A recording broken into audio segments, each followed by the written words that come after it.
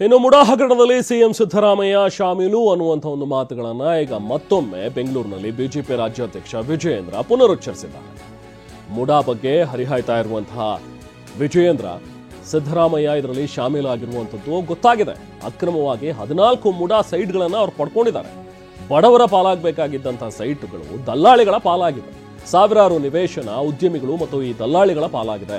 ಸರ್ಕಾರಕ್ಕೆ ಮುಡಾಗೆ ಸಾವಿರಾರು ಕೋಟಿ ನಷ್ಟವಾಗಿದೆ ಅಂತ ಹೇಳಿ ಮಾತಾಡಿದ್ರೆ, ಜೊತೆಗೆ ಸಿಎಂ ಸ್ಥಾನಕ್ಕೆ ರಾಜೀನಾಮೆ ಕೊಡಬೇಕು ಸಿದ್ದರಾಮಯ್ಯ ಅಂತ ಮತ್ತೊಮ್ಮೆ ಆಗ್ರಹಿಸಿದ್ದಾರೆ.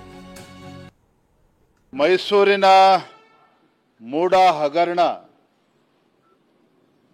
ನಿನ್ನೆ ದಿನ ಮಹತ್ತರವಾಗಿರ್ತಕ್ಕಂಥ ತಿರುವನ್ನ ಪಡೆದುಕೊಂಡಿದೆ.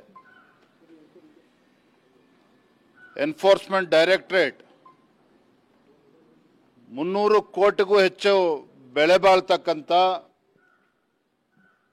ಸ್ಥಿರ ಆಸ್ತಿಗಳನ್ನು ಮಟ್ಟುಗೋಲು ಹಾಕಿಕೊಂಡಿದೆ. ಇದರ ಅರ್ಥ ಮೇಲ್ನೋಟಕ್ಕೆ ಮತ್ತೊಮ್ಮೆ ಸ್ಪಷ್ಟವಾಗಿದೆ.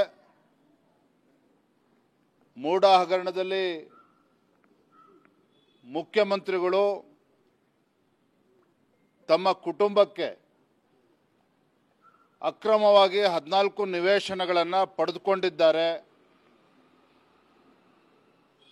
ಇದರಿಂದ ಮೂಡಾಕ್ಕೆ ಕೋಟಿ ಕೋಟಿ ರೂಪಾಯಿ ನಷ್ಟವೂ ಕೂಡ ಆಗಿದೆ.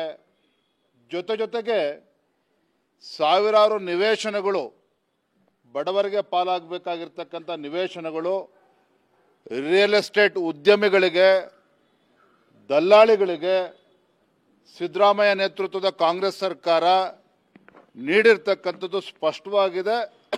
ಇದರಿಂದ ಸಾವಿರಾರು ಕೋಟಿ ಸರ್ಕಾರಕ್ಕೆ ಮೂಡಾಕ್ಕೆ ಇವತ್ತು ನಷ್ಟ ಆಗಿರ್ತಕ್ಕಂಥದ್ದು ಮತ್ತೊಮ್ಮೆ ರುಜುವಾತಾಗಿದೆ.